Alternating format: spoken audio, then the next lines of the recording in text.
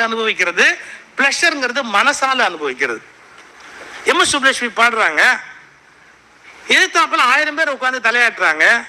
ஒரு ஜாங்கிரி ஒருத்தர் சாப்பிட்டாருன்னா அவர் தான் அனுபவிப்பாரு ஒழி 1000 பேர் எதிர்த்தாப்புல உட்கார்ந்து தலையாட்டுவாங்களா? இல்ல. ஆனா ஒரு கச்சேரி அந்த அம்மா பாடுறாங்க, குறை ஒன்றும் இல்லை, 1000 பேர் தலையாட்டுவாங்க. That is pleasure. ஏன்னா மனசால அனுபவிக்கிறது, அது இன்னொருத்தர் அனுபவிக்கிறது.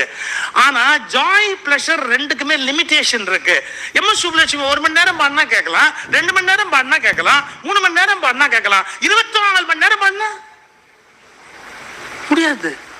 ஒரு லிமிடேஷன் இருக்கு. பிளஷருக்கும் ஒரு எல்லை இருக்கு. எழுந்து போயிடுவாங்க. அதுக்கு மேல ஒண்ணு யாரும் உலகத்துல கேட்க மாட்டாங்க. இப்ப ஜாய்க்கும் பிளஷருக்கும் லிமிடேஷன் இருக்கு. இன்னொன்னு எல்லையே இல்லாதது பிளிஸ். அதுக்கு பேரு ஆனந்தம்னு பேரு. சந்தோஷம்னு ஒரு இன்னொரு பேரு நம்ம சொல்ற பிளஷருக்கு இருக்கு. மகிழ்ச்சின்னு ஒரு வார்த்தை இருக்குது.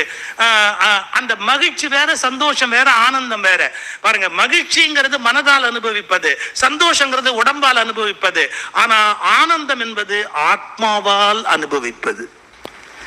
அது பிளிஸ். அது ரொம்ப உயர்ந்த நிலை. அந்த நிலையை நோக்கிய டிராவல் தான் ஒரு மனுஷனை எல்லாத்துலேருந்து விடுதலை செய்து வெளியில கொண்டு வர முடியும். நம்ம அதை புரிஞ்சுக்காம நான் என்ஜாய் பண்றதை நீயே என்ஜாய் பண்ணும். ஐயோ, உலகத்துல இது கொடுமை தெரியுமா சார்? இது ஒரு ஊர், நான் ஊர் சொல்ல